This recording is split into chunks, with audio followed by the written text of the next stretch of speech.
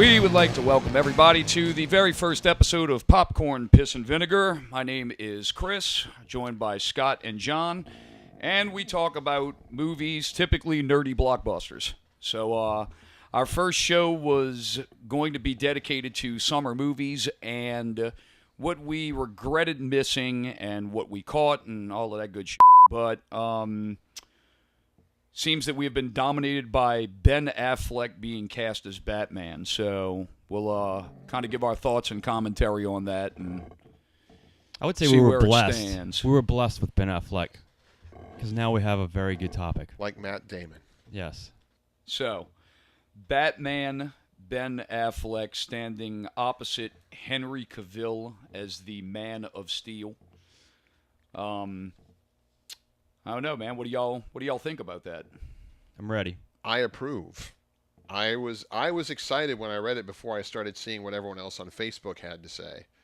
You know, once you got through the inevitable flurry of Matt Damon jokes being Robin, apparently there's a petition now to recall Ben Affleck as Batman. They want to see his birth certificate. Exactly. They haven't even seen the movie yet, and they're pretty upset, and I don't understand. I think if nothing else, he's got the jaw for it. You know. Well, it's like I was saying the other night. You know, it's like, oh, Ben Affleck's going to be a terrible Batman. I'm like, well, how much depth does it really require to play Batman? I mean, look, he growls, he kicks the piss out of people, and waits for the cops to show up. I mean, that's pretty much like the depth. I mean, it's more of the Bruce Wayne character that you have to worry about casting, and I mean. They wanted to go with an older Batman. I mean, Batman is just old enough to where Ben could probably get about a good 10 years out of the franchise. Yeah. I think it's a good business decision by Warner Brothers, considering where he's doing these kind of smaller flicks that cost a low budget. You know, he's got Argo, he's got The Town, he's got Gone Baby Gone, which are all very critically acclaimed films. They were made on small budgets and grossed plenty and made Golden Globes and Oscars, and that's a big incentive for Ben to kind of stay in-house with the WB. I just want to hear him say Arkham Asylum. I think that'd be awesome. Over by the Habit. No, so what is that? What do you think that means if there happens to be a, the Justice League movie down the line? If that happens, is he in it? Oh, well, here's something that I picked up because you got to look stuff up so you can seem legitimate when you it says let me see one thing I found here. Talks reported began when Snyder and Warner Brothers and Affleck earlier this year. So they've apparently been talking to Ben since earlier this year when it was announced that Zack Snyder would front up the reboot of Superman, and I mean, if you think about the connections, Ben already played Superman in Hollywoodland, and was actually tapped to be the director for the Justice League magnum opus, and he turned it down. So, probably smart. Well, I think it is smart because Ben went and made some theatric masterpieces, like Pearl Harbor and Gigli and that kind of forced him back into the quote-unquote art house, to kind of reestablish his career. And, I mean, look, people can be as pissed off as they want, but, I mean, he's one of the hottest directors in Hollywood right now. In the interest of full disclosure, it should be known that I actually went and saw Reindeer Games and, for some reason, liked it. And a lot of my friends have, to this day, not let me live it down. So I'm just putting that out there as a PR countermeasure. Well, I mean, we were talking earlier, and I told you that the Terminator sequel with Bale wasn't all that bad, and you gave me high holy hell for that. So I'll never live that down. That is a whole other show, my friend, and I will take you down for that one. But, Affleck was Daredevil, and a lot of people thought he was miscast in that. I actually didn't have a problem with it, but I liked the Daredevil movie. I thought it was good. I thought he brought that humanistic. He got his ass beat, and he would every day come home after being superhero guy and soak in the tub and have to hang up his suit and get it fixed. That you don't see that afterwards. You don't see that after when Batman comes home. He doesn't go soak in the tub. Well, You know. and I agree with that. That was one of my attractions of Spider-Man too. I like the fact that here's a kid that can't pay his rent and can't hold a job because he has to be more of a full-time superhero than holding down a full-time Right. job. And I mean, as far as Daredevil is concerned, I mean, I think that movie, Ben Affleck, was the least of that movie's problem.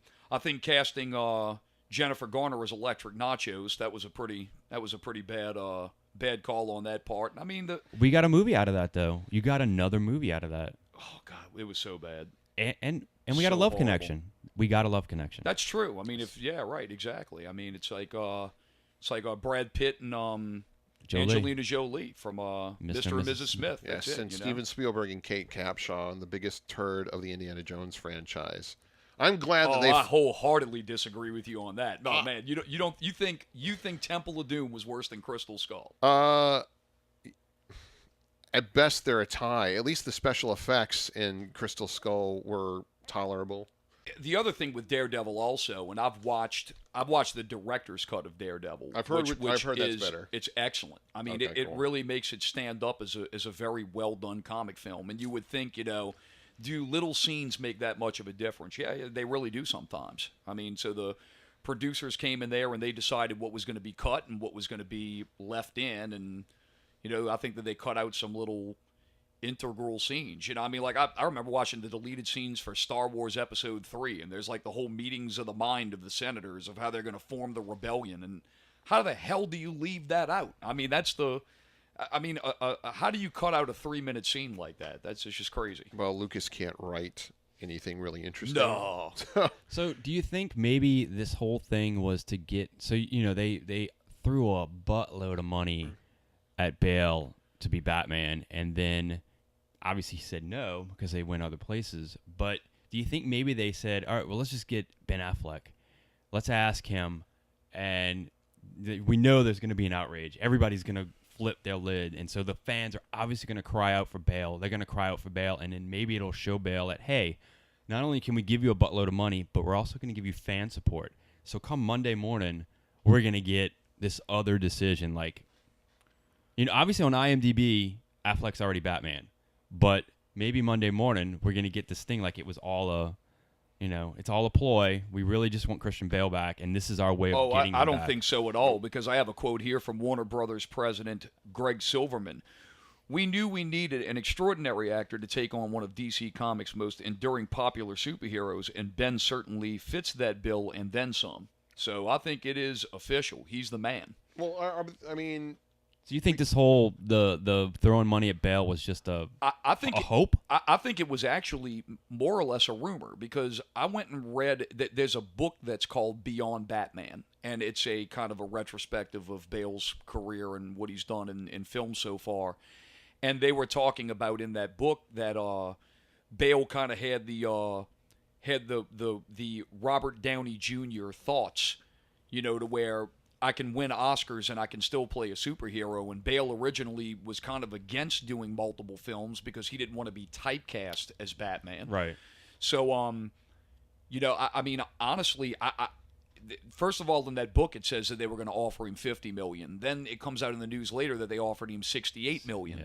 And for all I know, that's a rumor. I mean, that rumor and that news blurb probably only popped up maybe about 2 weeks ago. Yeah, something like and that. according to this article here, that's printed from this one's printed from the Hollywood Reporter, which is a pretty legitimate rag. I mean, they were saying that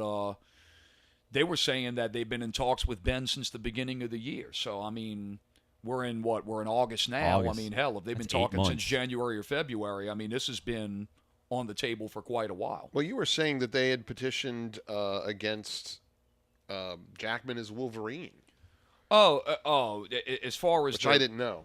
They've the two biggest franchises that I would say in the last probably 10, 15 years that have gotten criticism for casting is definitely Jackman as Wolverine. I mean, and I love the argument of why Jackman would be a bad Wolverine. He's too tall. So that was the big argument. And then of course there's the infamous Daniel Craig, where Eon and Sony they actually wrote a petition to them to say, Daniel Craig is not going to be a good James Bond because he's got blonde hair and he's too ugly. Now they're calling him the best Bond Right. ever. Yeah, now they're calling him the best Bond ever, which, I think that somebody should roll out Sean Connery to smack the out of him, because Sean Connery is the best James Bond. So what do you think? So back to that miscasting of movies. Daniel Craig, obviously, people crapped on him, and he ended up being one of the best James Bonds, they say. Heath Ledger, same way, right? Oh, Heath Ledger, I fell into it when in '88 when they decided that they were going to cast Michael Keaton, and it's like you had said earlier when we were talking outside of the show. You said, well, God, he's Mr. Mom, and he's more of a comedic actor, and putting a guy in a role of a character that's like kind of like so dark and vicious.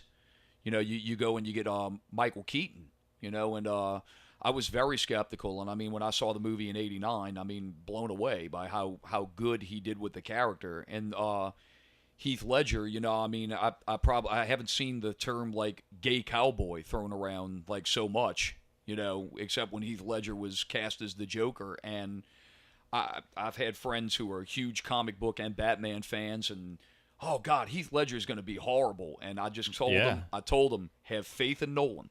Have faith in Nolan. You remember Batman Begins. Have faith in him. And sure enough, from the moment he walked on that screen, man, just the intensity. I mean, I knew he was going to be a... It was the pencil scene. That was the pencil. The pencil scene firmly cemented him as the Joker to beat. Oh, every scene. I mean, the interrogation scene when he goes through with when Batman beats the crap out of him in the interrogation chamber, and the scene when he's made up like a nurse. It's like I thought like Bugs Bunny. Like it's so awesome. And I saw it in a packed house in Chicago opening night, and as soon as that pencil went in that dude's ear, the whole theater went. Yeah. Oh right. That was it. That was the point at which anyone who had any misgivings about Ledger as the Joker disappeared, and he was the Joker. So that was a total win. Let's. What actors do you guys think were miscast? Like empirically terrible. Are we talking just movies? are we talking superhero movies? Yeah. Oh, definitely Ryan Reynolds as the Green Lantern. It's just horrible miscast. I don't think that movie had so many problems. It had script problems. I mean, it had mostly script problems, but I think him cast as Green Lantern was just grossly miscast. I kind of felt the same way about Tobey Maguire, but because a lot of people didn't like that. They didn't like him as Spider-Man. I like the new kid as Spider-Man. I just don't think the movie is up to. I think Garfield's an excellent Spider-Man. I just think he's locked up in kind of a weak reboot of a successful movie franchise. Right. I actually have more issues with villains being miscast, because I think a good villain, because Christopher Reeve made a great Superman, but Superman 1 and 2 were defined by Lex Luthor and Zod. You know what I mean? Because otherwise, you talking like Richard Pryor? Yeah. Is that where we're going with this? No. I was going to talk Richard Pryor. Richard Pryor was basically Richard Pryor, only as a computer scientist. I was actually thinking Kevin Spacey's Lex Luthor. He's a great actor. He was great, but he wasn't good in the part. I enjoyed that movie a lot. I really I liked the nostalgia of the opening scenes. Mm-hmm. I liked the costume. I liked the throwbacks it was almost as if that movie was not trying to be now. It was not trying to be a Batman Begins. It was not going after that. It was going after a remake of the original. But when we were talking about Ledger's highlights, do you have any moments of Lex Luthor in that movie that you were just like, oh, damn, he's badass, yo? No. No. So, and Spacey knows how to do it. I mean, you could lay it at the doorstep of the director. I also don't think that movie was meant to be good. Great. I just think it was meant to be another superhero movie in hopes. Reading an article with Bryan Singer, I kind of felt as a director, he kind of had a double-edged sword, because the big question was, is there going to be a reboot of Superman? And Bryan Singer's argument was, I can't make a movie that retells the origin any better than Donner did it. And I mean, it really is the truth. I mean, Richard Donner's origin in the original Superman movie, which still remains one of my favorite superhero movies, even though it's, well, I'm not going to nerd out with comic stuff, but I mean, for the time, he's an excellent. It was an excellent portrayal of Superman, and that's what Singer had called the movie a semi-sequel. He said, I'm counting Superman 1 and Superman 2, but I'm not counting Superman 3 and Superman 4, and this is going to be a direct sequel to the first two films. And looking at it from that perspective, I think it's a good movie. I mean, Brandon Routh walks on screen, and I mean, man, it's like he channels Christopher Reeves. I mean, he's got it down. But I got to agree with John. As much as I love Kevin Spacey, and especially as Parker Posey. I mean, well, that goes without saying. Yeah. I don't think that Kevin Spacey really, he was either he didn't have the material, or he just didn't have the oomph. Probably. To really. Also, I think Michael Clark Duncan was a bad choice for Kingpin in Daredevil. I think that's ultimately what made that movie suck. I don't know. I liked him. I liked him as the Kingpin. He was never directed since The Green Mile. He was Michael Clark Duncan. Oh, he was in Armageddon too. Yeah, that's right. As another gem. Right, exactly. It's just, we need a big, imposing dude. They basically were trying to go against, like, when you're dealing with iconic characters, occasionally you'll take a gamble and go against type to give the actor the opportunity to make it their own, which Samuel Jackson has done. Michael Clark Duncan just sort of phoned it in like he did for every part except The Green Mile. Well, with Samuel L. Jackson playing Nick Fury, I think that's kind of a different... That's actually... he was literally tailor-made for the role, because what Marvel came back and they actually created a new comic book series that was called The Ultimates, and it was a chance to kind of do a retelling and update their stories without affecting their regular continuity. And the current Marvel Phase 1, now starting Phase 2, is a cross-pollination of the original Marvel comics and the Ultimates. And in the Ultimate storyline, Nick Fury is actually drawn and portrayed as Samuel L. Jackson. And this was before the movies were even made. Okay. So they actually drew the character and act in the likeness of Samuel L. Jackson. So, I mean, when they decided to inject Nick Fury, it was such an obvious choice. I mean, they just had to phone it in. But what are Duncan's moments in Daredevil? I don't remember. Exactly. Right. Other than his voice. I mean, there's nothing that he does in that movie that he's given an opportunity to do that sticks with him as a menacing villain. I guess just because he's a big, imposing dude. Look. So the Kingpin, is a big, large, fat white man. Yes, and I mean in the comics, right, in the comics. So I guess they wanted to try to get Duncan in there, to kind of quote unquote cool the roll up. I mean, look, if you're going to do it, I mean, instead of going with some kind of like CGI thing to make it look like this massive guy, I think Duncan was fine. I think it's another thing. What material do you give him to work with? Right. Can you imagine Philip Seymour Hoffman in that role, though? I can imagine Philip Seymour Hoffman as the Penguin, who I actually hate as a character. Okay. But I'd love to see him as the Penguin if they ever, decide to blast out with some new Batman goodness. But... So, real quick, Jack Nicholson or Danny DeVito? Worst, best? You're talking about his villains? As far as villains casted as. Oh, you mean as the original Batman films? Back in the day. Like, recast. Nicholson miscast, in my opinion. I think Nicholson was maybe miscast, but, you have to look at all of those things through the lens of time. I think at the time it was probably a very wise move. I mean, the guy's an iconic actor, and I mean to put him. Sure, but he was Jack Nicholson. Well, hey, look, and that's another whole extra show.